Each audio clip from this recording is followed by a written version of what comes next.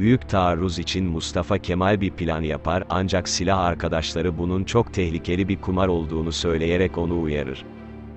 Peki, Mustafa Kemal'in askeri dehasını gösteren ve büyük taarruzu kazanarak 30 Ağustos'u bir zafer bayramına çevirmemizi sağlayan o tehlikeli plan neydi? Plana göre, Yunan kuvvetlerinin merkez yapma niyetindeki Afyon civarının düşürülmesi gerekir, dolayısıyla burası vurulacaktır. Yunan'ın en büyük gücü Afyon civarında ve güneyde, Trikopis'in emrindeki kuvvetlerdir. Atatürk'e göre burası, o kadar güzel tahkim edilmiş ki, belli ki Yunanlılar burayı bir kuvvet merkezi yapma niyetindeler. Atatürk, burayı düşürürsek bütün cephe düşer, dolayısıyla burayı vuracağız der. Bu plan, Türk kurmay heyetini ve Mustafa Kemal'in silah arkadaşlarını endişelendirir. Yunan kuvvetlerinin en güçlü olduğu yerde onları vurmaya çalışmanın tehlikeli bir kumar olduğunu söylerler.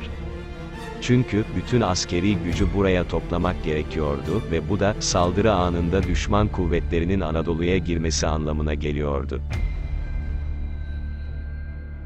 Yakup Şevki Paşa buna karşı çıkar ve tarihe geçecek şu sözleri söyler. Karşımda General Digenis var. Bize saldırdığı takdirde Ankara'ya kadar elini kolunu sallaya sallaya gider. Biz Afyon'a gidelim derken, Digenis Ankara'ya girer. Ve Atatürk, girmez paşam diyerek, dahice planını anlatmaya başlar. Yunan komutanlarının ve askerlerinin akıllarını başarılı bir şekilde okuyan Mustafa Kemal, politik olarak bölünmüş bu kuvvetleri bozguna uğratmak için, büyük bir gizlilik içinde hareket edileceğini söyler. Askeri birlikleri gündüz saklamayı, gece de hareket ettirmeyi planlayan Mustafa Kemal, uyarılara rağmen kimsenin sözünü dinlemez ve şunları söyler. Bütün mesuliyet bana ait, millete karşı ben sorumluyum. Bütün gücü güneyde topladıktan sonra, kimseye bilgi vermeyen Mustafa Kemal'in Ankara'da büyük bir çay partisi vereceği haberi yayılır. Davetliler var, çay partisi var ama Mustafa Kemal ortada yok. Çünkü, bu bir cephede oyalama ve dikkati başka yöne çekme hamlesiydi. Çay partisi söylentisini Mustafa Kemal yaymıştı ve böylece düşman kuvvetlerinin rahatlamasını sağlamıştı.